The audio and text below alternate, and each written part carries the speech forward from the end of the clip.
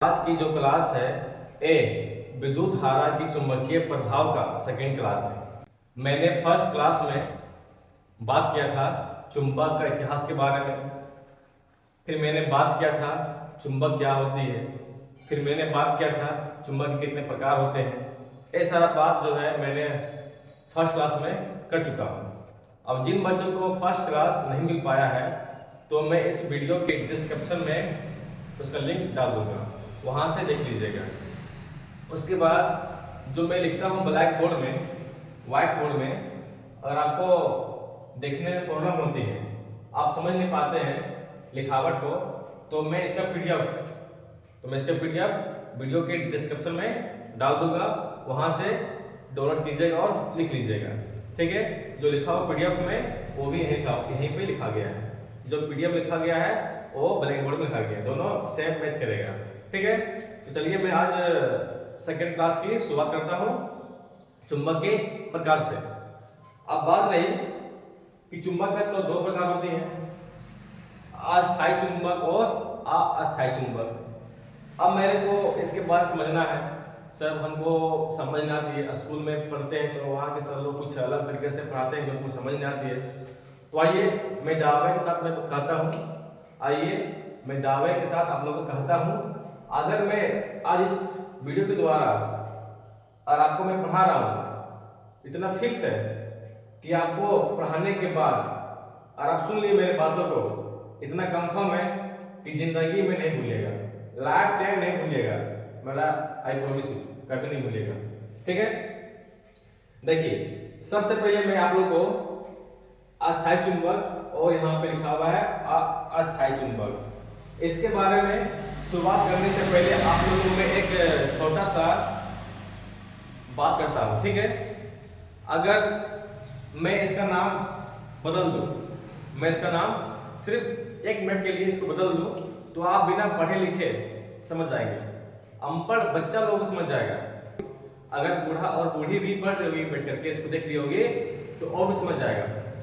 अगर मैं यहाँ पर लिखा हूँ अस्थायी और अस्थायी, तो आपको समझ नहीं आ रही है, लेकिन जैसे मैं उस कलयुग का वर्ड कुछ कर दूंगा तब तुरंत समझ आ जाएगा। जो आपके इस समय, इस कलयुग के समय में जो चल रहा है फेमस वर्ड, ऐसे में लिखा वैसे आप समझ गए कि ये परिभाषा क्या कहना चाहती है। देखिए, अगर मैं कुछ टाइम के लिए अस्थायी चुंबक को, इसको मैं लिख दिया वाइफ, क्या लिख दिया वाइफ, और अस्थायी को मैं लिख दिया जीएफ, मतलब गर्लफ्रेंड लिख दिया, तो मेरे को विश्वास है इतना लिखने के ना बाद आपको समझ आ गया होगा कि इस परिभाषा में क्या कहना चाहता है। हमें आप लोग ये बताइए हमारे प्यारे बच्चों कि वाइफ का मतलब क्या होता है। वाइफ का मतलब होता है कि जहां पे शादी करने के बाद जिस घर जाएगी उस घर के लिए परमानेंट के लिए कहाँ गई, फिक्स हो गई। इस लड़की को उसी घर में रहना होगा, हमेशा के लिए रहना होगा। और इसमें क्या होती है, गर्लफ्रेंड क्या होती है, ए होती है टेम्पोररी, क्या होती है टेम्पोररी, एक कुछ समय के लिए आएगी, कुछ टाइम के लिए रहेगी और कुछ टाइम के बाद चली जाएगी। लेकिन ये जो वाइफ होती है बहुत देर से, बहुत समय के बाद आपके पास आएगी, लेकिन हाँ कभी जाएगी नहीं, लेकिन ये आपके पास बहुत जल्द आ जाएगी, लेकिन जाने में भी लेट नहीं करने वाली है, ये बात फिक्स है। ठीक है, तो इतना आपको बताने के बाद आप समझ गए होंगे कि अस्थायी चुंबक क्या होती है। कि अस्थायी चुंबक जो होती है, इस चुंबक में चुंबकीय गुण बहुत देर के बाद आएगी, लेकिन जाएगी बहुत देर के बाद। इसमें क्या होती है अस्थायी चुंबक में, इसमें क्या होती है इस चुंबक में कि ये चुंबक में बहुत जल्दी आएगी, बहुत जल्दी आएगी, क्या आएगी, चुंबकीय गुण बहुत जल्दी आएगी और जाने में भी बहुत लेट नहीं करने वाली है। उसे क्या बोलते हैं, अस्थायी चुंबक। अगर आपके किताब में कुछ अलग लिखा हुआ है, डिफिनेशन समझ नहीं आ रही है, तो मैं जो आपको मैं बोल रहा हूं उसको लिख दीजिएगा, तो आपके एग्जाम में 1 मार्क्स भी नहीं कटने वाला है। ठीक है, देखिए आ जाए कि किनको मैं बोलूंगा अस्थायी चुंबक, इसका परिभाषा मैं कैसे दूंगा, तो बोलेगा कि अस्थायी चुंबक एक ऐसी चुंबक होती है जिसके चुंबकीय गुण बहुत देर के बाद आती है और जिनके वजह से चुंबकीय गुण बहुत देर के बाद जाती है, उसे क्या बोलते हैं, अस्थायी चुंबक। मतलब आपकी वाइफ बहुत समय के बाद आपके पास आएगी, लेकिन आएगी तो जाएगी नहीं। उसके बाद यहाँ पे क्या है, अस्थायी चुंबक। यहाँ एक ऐसी चुंबक होती है जिसकी चुंबकीय गुण बहुत जल्दी आ जाती है और जिसके कारण से चुंबकीय गुण बहुत जल्दी खत्म हो जाती है, उसे क्या बोलते हैं, अस्थायी चुंबक। जैसे कि आपकी जीएफ आपके पास कम उम्र में आ जाएगी, लेकिन जाने में भी बहुत फास्ट रहती है लोग। तो ऐसे गलती ना करें, आपके पास लाइफ में एक ही लड़की आए लेकिन परमानेंट आए, ये टेम्पोररी नहीं है। अगर आपके पास चुंबक हो तो परमानेंट चुंबक हो, टेम्पोररी चुंबक ना हो, ताकि कहीं भी जाए चुंबक हम उपयोग कर सकते हैं। और ये जो है कब जाएगा, कब क्या होगा, कब धोखा देगा मालूम नहीं, लेकिन ये जो है आपको धोखा देने वाली नहीं है। तो आप हमें बताइए, अपने लाइफ में अपना लाइफ पार्टनर किस टाइप से रखिएगा, वाइफ को कि जीएफ को, टेम्पोररी कि परमानेंट। तो क्या परमानेंट, बहुत समय के बाद आएगी, बहुत समय तक रहेगी, लेकिन जाएगी नहीं। इसमें क्या होती है, जल्दी आपके पास आएगी, रहेगी और जल्दी चली जाएगी। तो मैं आपसे पूछता हूं कि वाइफ अच्छा है कि जीएफ अच्छा है, तो सारा बच्चे का कमेंट आएगा इस उम्र में जीएफ अच्छा है। सारा बच्चे का कमेंट्स आएगा इस उम्र में कि गर्लफ्रेंड अच्छी है।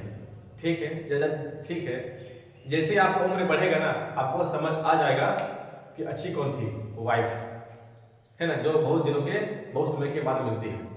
तो इससे आपको ज्ञान में, तो इसको आपको समझ आ गया होगा कि सबसे अच्छा चुंबक कौन सा है, अस्थायी चुंबक कि अस्थायी चुंबक।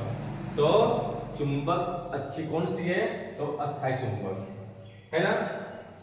अगर आपके एग्जाम में आ गया कि दोनों चुंबक में से कौन सी चुंबक अच्छी है, तो अस्थायी चुंबक अच्छी है।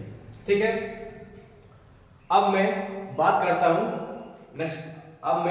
हूं क्यूरी तापमान। क्यूरी तापमान क्या होता है, क्यूरी तापमान जो होती है ना, ये आपको बताती है कि किस वस्तु में, किस पदार्थ में चुंबक चिपकेगा।